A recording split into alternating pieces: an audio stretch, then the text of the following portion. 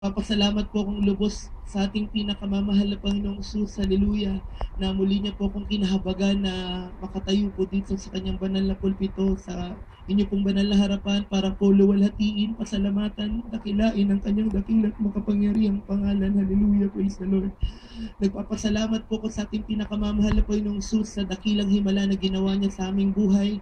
Simula na makakilala po kami sa kanyang banal na gawain, way back 1990 po, ng aking pong beloved mother po ay maoperahan sa karamdamang cancer sa ovary saka sa uterus. That time po, tinanggal po yung ovaryo sa uterus po na aking beloved mama. Tinaningan po siya ng doktor na within 3 years, mamatay po aking beloved mama. Alam niyo po, tunay po talaga na mahirap po yun para sa akin, sa amin, para maulila po sa isang ina. Dahil 3 years po, mamamatay po ng aking beloved mama. 92 po, patay po aking beloved mama. Ngunit dahil nandun po, nangangaral po ang ating beloved and honorable pastor, hallelujah, sa dako po ng Luneta, nagsasagawa ng krusada, hallelujah. May nakapag-share po sa kanila, alam niyo po, dumako po sila ron, nakinig po ng mga patotoo sa preaching po natin, beloved and honorable pastor. Alam niyo po, yung bigat na nararamdaman ng aking beloved mama, nakaramdamang cancer, tunay po yun.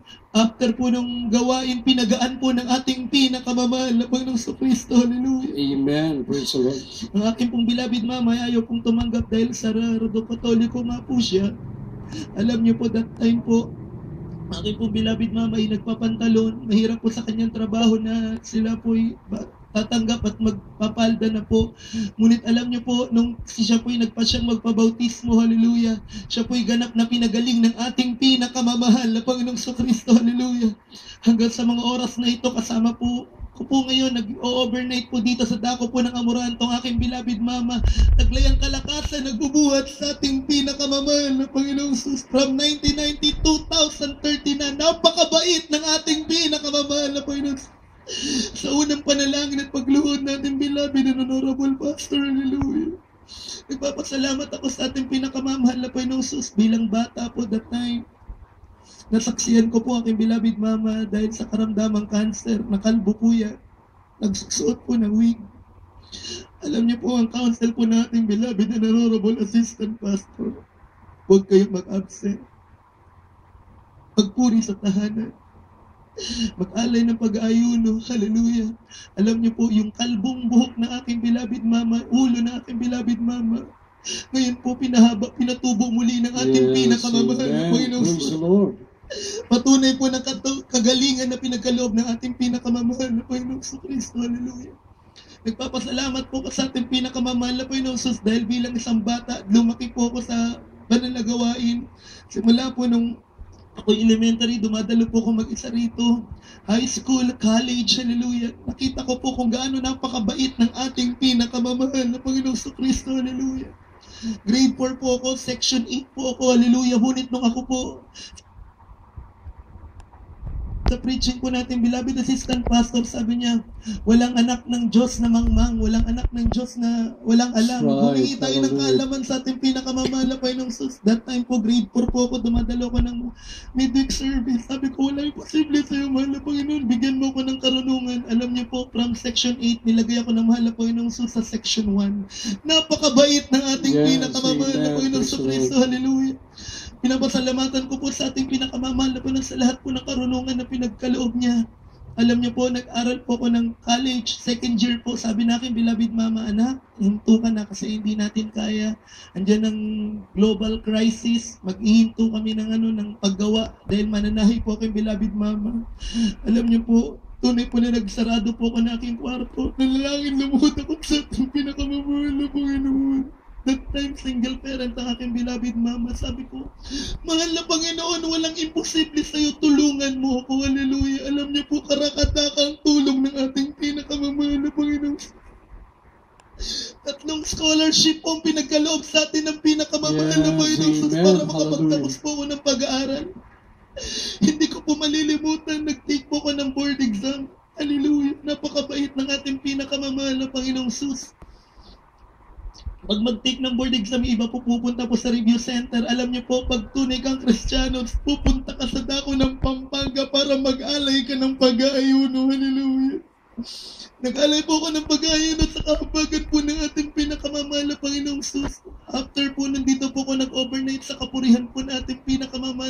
Jesus, na elehans po ko sa kahabagan po natin, pinakamamahal natin, beloved Honorable Pastor. At sa kanyang unang panalangin po, nag-take po kami ng board exam. Lahat po ng kasabayan ko na mag-e-exam, tunay po talaga andyan na sandamakmak na pagkain, inumin, dahil maghapon nga po yung exam. Ako po, tuyo na po ang laway ko, ang bibig ko tuyong-tuyo na po. Ang sabi ko, Malapan, hindi ko to kaya kung wala ka. Sabi ko, tulungan mo ko. November 17, 2008, lumabas po yung result. Pinasa ako ng ating pinakamamahal na Panginoon. Sa Kanya po ang kapurihan. Hallelujah, glory to God. Sa unang panalangin po natin, beloved Pastor, tunay po na nung akin pong beloved wife po ay manganganak po sa first baby po namin. Hallelujah. Andyan po yung bata bridge po. Hallelujah. So, talagang imposibleng mailabas ng normal. Nandun po kami sa dako ng Amang Rodriguez. Naalala ko po nung ako po'y bata pa, ang gawain natin sa dako ng Marikina. Hallelujah. Alam niyo po, nagli-labor po ang beloved wife na pagpasyaan pong isi-CS po. Ngunit andyan ang kahabagan ng ating pinakamamahal na Panginoon. So, tinaas mo aking kamay, nagpupuri ako sa ating pinakamamahal na Panginoon. Inalala ko ang kanyang kabutihan, ako'y musmus po sa dako ng Marikina, palaro-laro. Sabi ko, mahal na Panginoon, walang imposible sa'yo. Nasa ganito kong kalalagayan, tulungan mo ako. Wala akong pera pambayad para sa CS, pero meron akong milyong-milyong pananampalataya sa'yo, mahal na Panginoon. Paghawakan mo ako.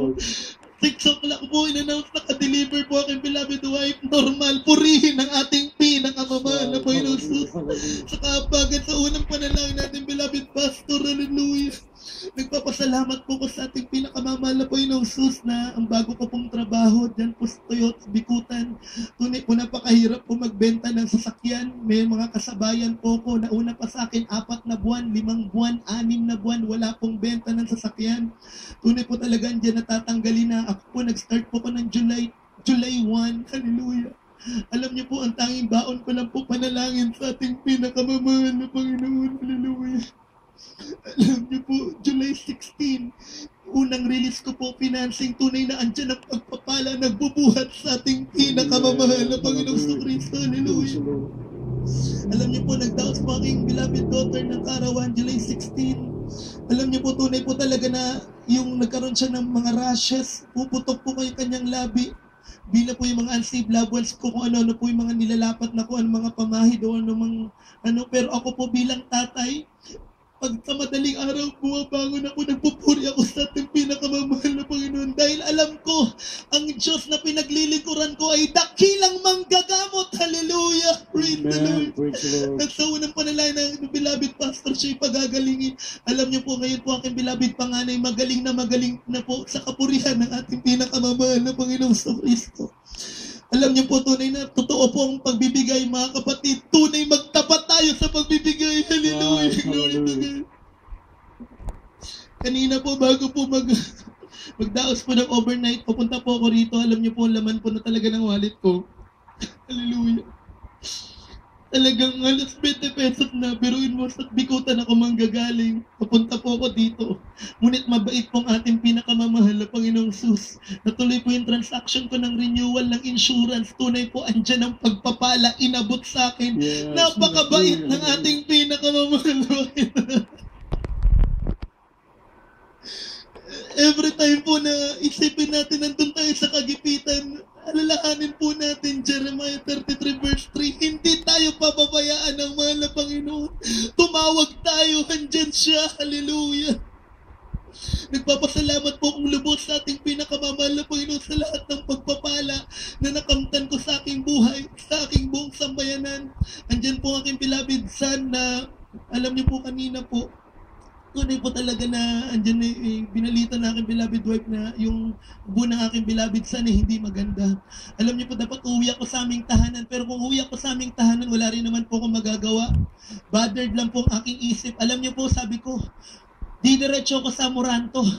Dahil pag nagpupuri ang Kristiyano, pumapayapa ang kaisipan, ang mahal na Panginoong Sus ang bahala sa lahat ng bagay. Alam niyo po, nagpupuri ako rito, tunay po talaga dyan ang kagalakan, nagmumulat sa ating pinakamamahal na Panginoon.